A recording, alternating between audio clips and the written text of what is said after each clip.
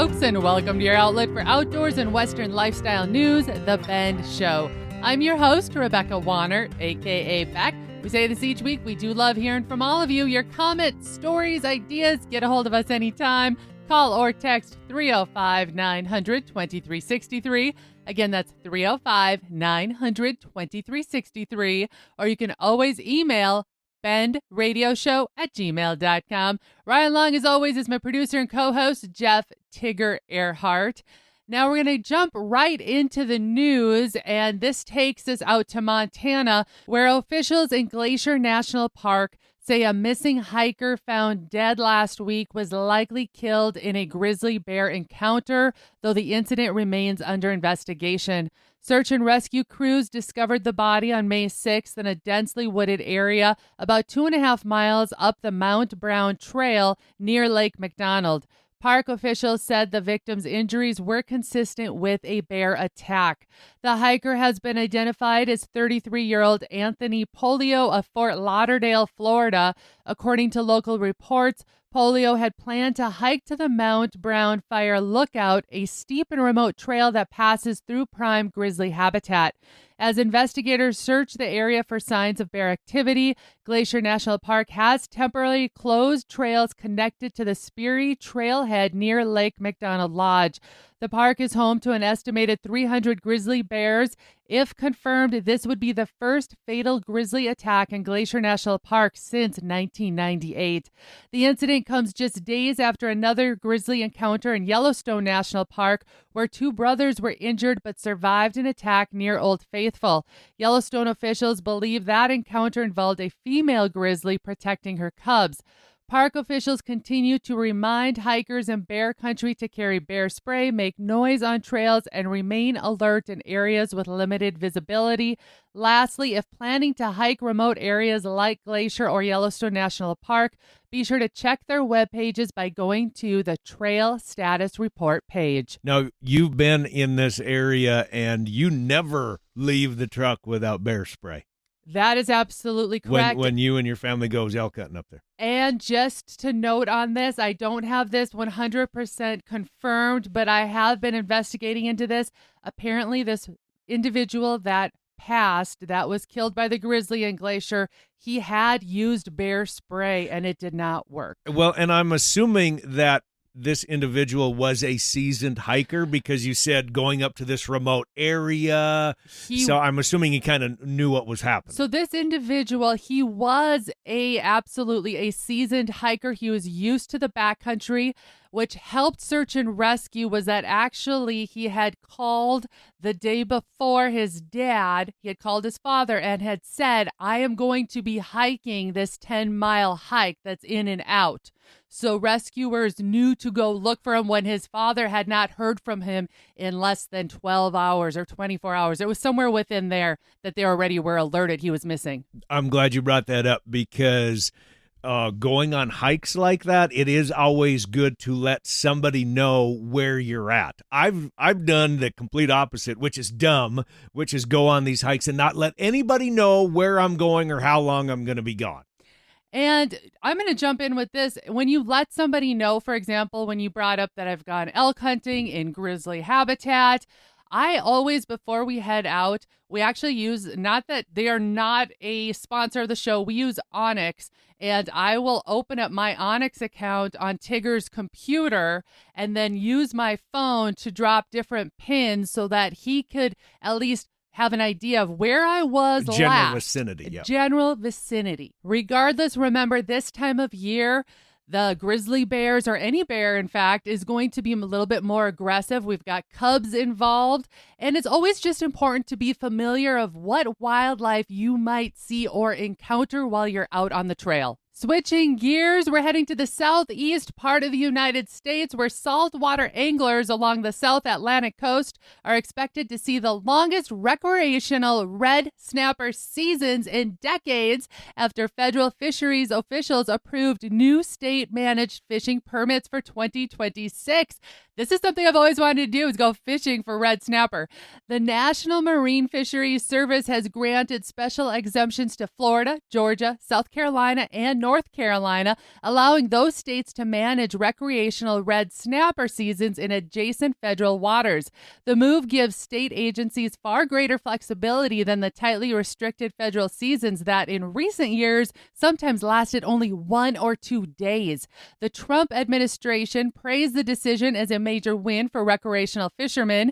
President Donald Trump highlighted the expanded access in a social media post, calling the permits a long-awaited response to complaints from anglers and coastal communities. Red snapper, by the way, are among the most prized offshore sport fish in the South Atlantic, valued both for their fighting ability and their popularity as table fare. Federal regulators sharply limited harvests over the past 2 decades because of concerns about declining populations and overfishing, including complete recreational closures in some years. Many fishermen and state officials have argued those restrictions no longer reflect current fish numbers and have criticized the federal government's stock assessments and management approach. Under the new permits, states will collect their own harvest data through mandatory reporting systems, which supporters say could provide more accurate, real-time information about red snapper populations. Georgia, South Carolina, and North Carolina will each offer 2-month recreational seasons from July through August of 2026. Florida will hold multiple shorter openings spread across the year. Daily bag limits will remain low, generally 1 fish per angler per day. State officials say the expanded seasons come with added responsibility. If states can demonstrate reliable harvest monitoring and sustainable management, the permits could extend beyond 2026. You said you've always wanted to go fishing for red snapper. Why is that? Just because they fight so darn much? Yes, or what? That's why. Have you ever had red snapper? You did mention that they're kind of a delicacy. Have you ever had it? I haven't. No, I haven't, because I'm waiting for the time that I actually get to go out and use my angling skills and reel one in. Oh, Lord, have mercy. Biggin. Your angling skills. I think the T-Man better just go with you and monitor said angling skills to make sure you get one in the boat. That's all I'm saying, dear. Before Tigger tells us any fishing stories, I think we're going to take a short break right now. Coming up, Dutch oven cooking. We've got some tips and tricks for you. You're listening to The Ben Show.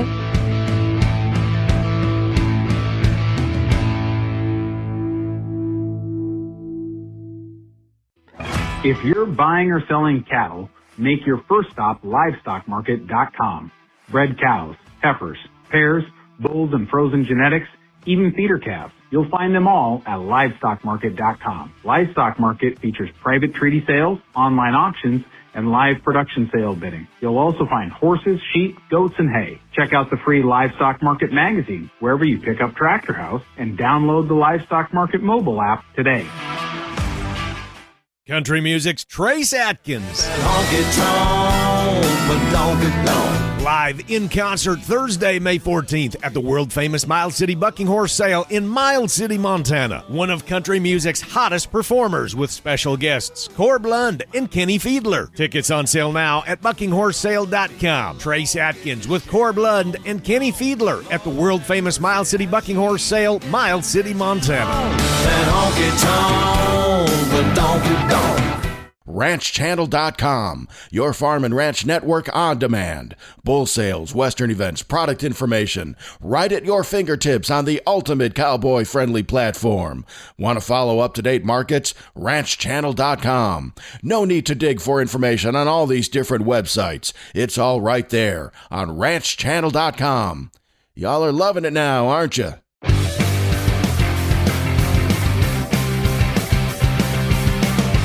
Welcome back to The Ben Show, your outlet for outdoors and Western lifestyle. I'm your host, Rebecca Wanner, a.k.a. Beck, and Jeff Tigger Erhardt is in the hot seat. I'm saying that because we are going down the road of Dutch oven cooking. I see what you did there. How many of us have maybe thought about giving it a try? Maybe you're a little scared to give it a try. I'm going to be honest. Tigger is who introduced me to Dutch oven cooking. I had never done it before until you came into my life. And now that you've had Dutch oven cooking, you are a fan. I am a big huge fan of it. I actually encourage him to do it. I wish that we weren't under a fire ban so often. Otherwise, I'd have you doing Dutch oven cooking more often. I would too.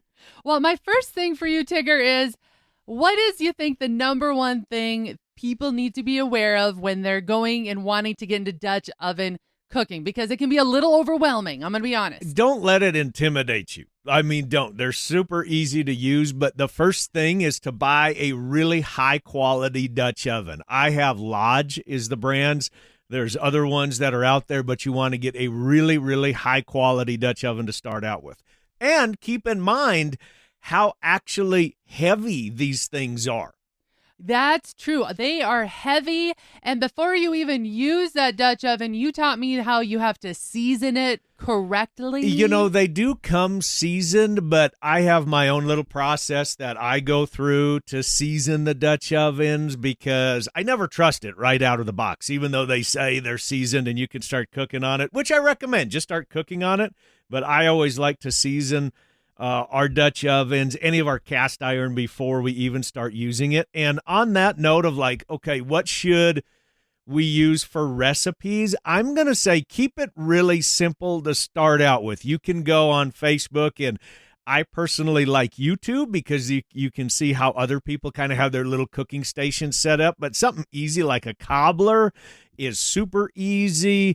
You're a big fan of my chicken pot pie, which is so super good. easy to do something like that. That's where I would say a person needs to start. Don't get so elaborate and get, intimidated. Just start with something real simple. What I like about Dutch oven cooking is I've realized with these recipes is they're essentially one pot. You're not dirtying a whole lot of dishes. It's just a toss it in and one pot is all. Exactly. And you're good to go. Super easy. But here's the thing about Dutch oven cooking, and I'm glad you brought just kind of the one pot, is you need to know how to take care of it. And there's got to be kind of that commitment to, okay, here's the process. Like, you never use soap in your Dutch oven, just hot water. Because if you have it seasoned properly, you do not need to use soap. And soap will actually break down that little layer of seasoning. So that's the number one thing. The other one is having the right utensils that you're going to use in said Dutch oven. That is huge. That is huge. Making sure that I like to use wooden spatulas that you aren't going to scratch that seasoning on the bottom. So there's kind of that commitment to it. Well, and also on that note, the wooden spatulas, the spoons, because you're dealing with hot, something that's in the fire. You want something that's going to stay cool. Right,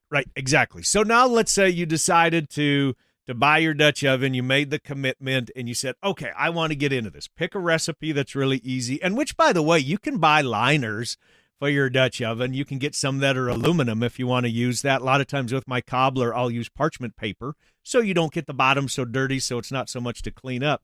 But so you're going out camping, right? And you brought your Dutch oven, and everybody is really excited.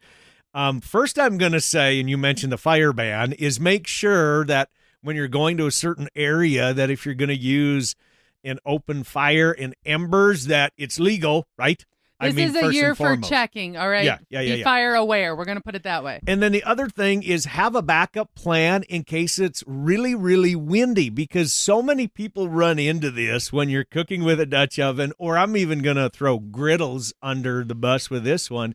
If you don't have some kind of a windscreen, your heat just dissipates and you can't get that cast iron hot enough or your griddle top hot enough, right? Because we've ran into that before. Well, what I've been surprised as too is when you're getting that pit ready, maybe you want to call it, or your embers ready, you got to do some planning in your day. This isn't where you're going to start cooking at 6 o'clock and eat by 7. It might take you 2 hours to get your heat to where it needs to be. Is that right, That Tigger? is exactly right. But that's part of the fun of the Dutch oven cooking, at least in my opinion. So if you're using embers that you're going to get going, make sure that you start and you have a lot of embers that are over here ready to use for your Dutch oven, and that you keep on adding wood to said fire pit, because you are going to be surprised how much fuel you are going to need, or if you're using briquettes, how much you're going to actually need, especially if you're outside and there's just a little bit of breeze.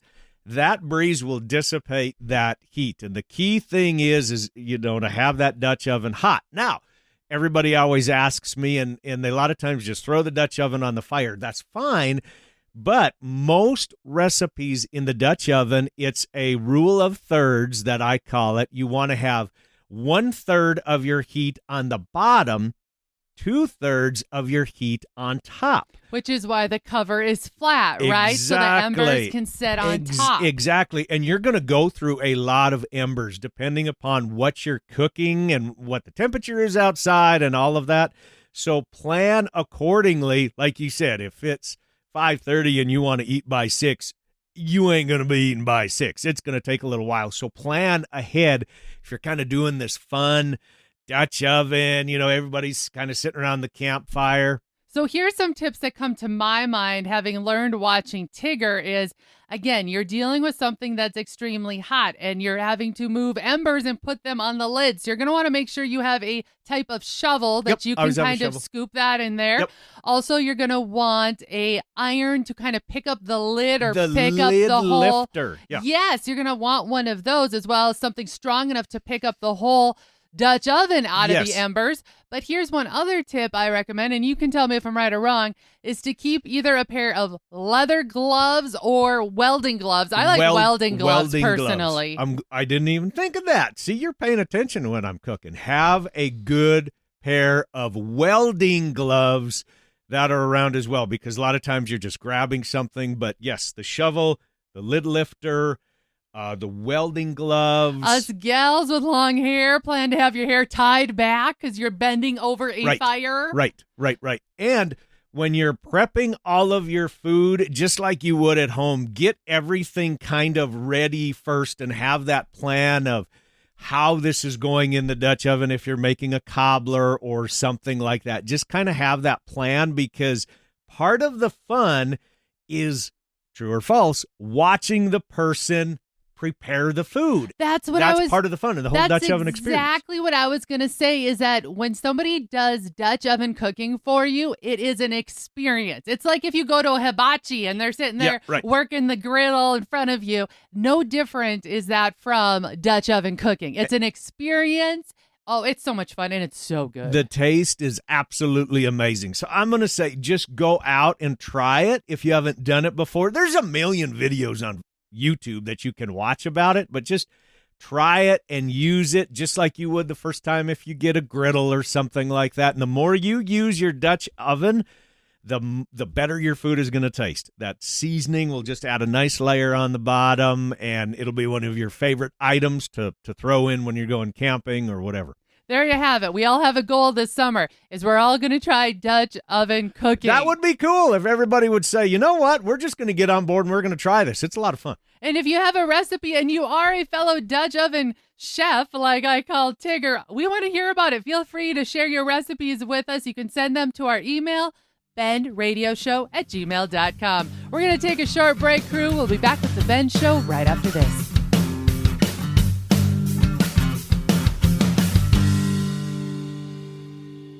The hunt, the stories, the memories.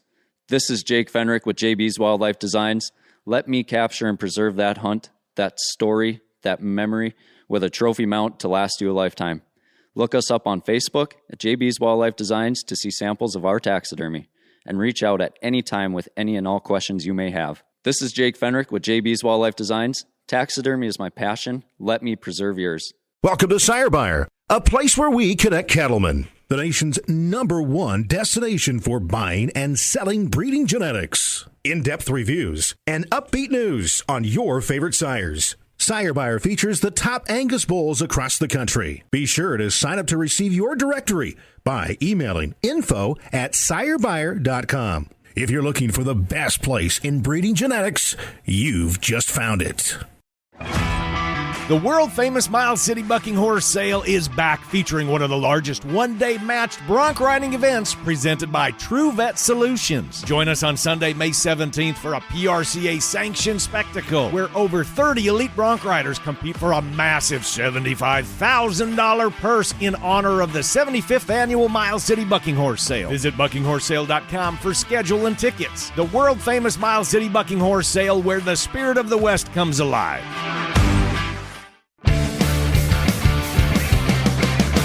Welcome back to The Ben Show. I'm your host, Rebecca Wanner, a.k.a. Beck. In the co-host chair is Jeff Tigger Erhardt. It is hard to believe where we're at in the month of May, but yes, next weekend is Memorial Weekend, which is the kickoff to grilling season, kickoff to camping season. By the way, in case you didn't know, May is beef month as well. Now I'm talking about grilling. I'm talking about beef. How many of you are getting hungry? And during the commercial break, I'd even asked about what we're going to grab for lunch here because I was thinking food and Dutch ovens and all that. So, yeah, now I'm hungry. Well, I'm bringing this up, so this is your quick reminder if you're trying to get your plans going for next weekend. Now's that time to maybe pull the burger out of the freezer, maybe brown it up and refreeze it to save space and time so you're ready for next weekend. Because get this, if you're hitting the road, according to AAA, they're saying 54 million people are going to be hitting the road this year. Gosh. And they expect their average travel distance to be 54 miles from home. Oh, you're saying 54 million people this upcoming weekend? Yes. Memorial Weekend? Yes. Oh, my gosh. They're expecting, regardless of the high fuel prices we have going on, as well as higher flights and such, unbelievable amount of people are tired of being home and they are ready to enjoy summer. Road trip. Road trip is on their mind. But a lot of us, this got me thinking of, is how many of us are watching those fuel prices and has us maybe re-looking at our budget. What can we afford? Where can we go? Because let's be real, especially if you're pulling a toy hauler to a fifth wheel, a bumper trailer camper, whatever it might be, it gets expensive really quick. Diesel is expensive. Yes. So I'm bringing up this idea of it's not a true staycation, but a lot of folks overlook considering going to their local county or state parks. A lot of times you forget to look at those maps and you're going, oh, wait a second. There's a park right over here and it has camping. Or maybe you did that as a kid. Yes. Right? You did that as a kid and you haven't been back there for 30 years. Now's the time to grab the kids. They're not going to know none the wiser, especially if there's a little fishing hole that's full of sunnies or bluegills. Again, it's just the idea of a change of pace, right? Get out of the house, dust out the camper. Not as much travel time maybe if it's close versus Correct. if you were thinking you were going to drive, 6-7 hours to get someplace and drive like the Dickens. Maybe it's only 30 minutes. There you go. 45 minutes, something like that. I'm just encouraging you to just look in your backyard, as I always call it, and see what's out there. Grab that Dutch oven. Yes. Grab that, but make sure there's no fire ban. That's the big Might have thing. to use briquettes. This year, I'm going to say for the entire camping season, you're going to definitely want to be very vigilant, looking at the websites for campgrounds, calling those campgrounds to find out if there's a fire ban or not. And I know those smokeless fire pits, they have even addressed those specifically. In our county, in fact, there is a burn ban going on, and they even mentioned smokeless fire pits because they've gotten so popular on people's decks. I mean, we have like 2 or 3 of them. No, I'm glad you brought that up. The other thing to be thinking in the back of your mind, we've already seen some crazy weather patterns happening. I'm talking tornadoes in areas that maybe have been earlier than before, areas that have never been struck by tornadoes. Remember, when you go to these big campgrounds, stop and talk to the host. I never thought about this until I was decades into camping of ever asking them, where's the tornado shelter? And we needed one last year. We did. We literally got caught. We needed one last year over the 4th of July. Yeah. Yeah. So I know some people might say, oh, duh. But honestly, there's a lot of folks that don't realize that there are places like a tornado shelter in these campgrounds. The mustering areas, I think, is what they call them. 100%. And that's where I also follow through with mom, dad, aunt, uncle, friends, whoever you're going with. Make sure everybody knows where that location is, because when something like a tornado comes up, there's no time to think, okay? And if you're at a campground, they might not have a siren system to let you know. And get off the water. Oh, my gosh. I don't know what is the rule of thumb that when you're on the water on a boat or kayaking, I'm not sure what that rule of thumb is, but if you see something, it's too late or something like that. Yes. I don't know exactly what that rule of thumb is, but if you think the weather is going to turn sour, get off of the water. Tigger, you've learned that from me over the years. We like to visit Lake Sakakawea, which is up in North Dakota. And that is one thing that I always say, if we see it, we're too late to the party. I mean, we are hauling it to get to Is that shore. what it is? If you see the weather coming in, it's almost too late?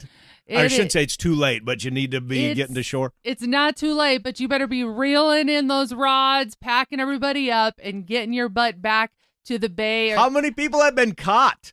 Oh, right? In look storms. at last year. Okay, in that year. storm we were caught in, we ended up helping jet skiers pull up onto shore because they were too late. It came up so fast. So these are just, I don't know, a few things that I wanted to add as we all get excited for Memorial Weekend. It's our first big camping weekend of the year. Make sure you don't forget the beef. I'm going to throw that out there one more time. And the Dutch oven. And the Dutch beef oven. and the Dutch oven. If you've got photos, be sure to share them with us on Facebook. And that's all for this week, folks. Remember to keep sending us in any questions you might have. Know of something spot-worthy for us to share, or if you have that Dutch oven recipe that Tigger needs to try for me this summer, we want to hear about it. That number, you can call or text anytime, 305-900-2363. Again, 305-900-2363. Or you can always email bendradioshow@gmail.com. Finally, a big thanks to all of you listeners out there that came along. And whether you're coming or going today, stay with us as we ranch it up. And remember to keep up with me, Beck, all week long by following The Bend on Facebook and on Instagram at The Bend Show. As well as if you missed part of the show or want to hear past episodes, you can catch them all on our website, thebendshow.com. This is Rebecca Wanner. Catch Beck if you can next week on The Bend.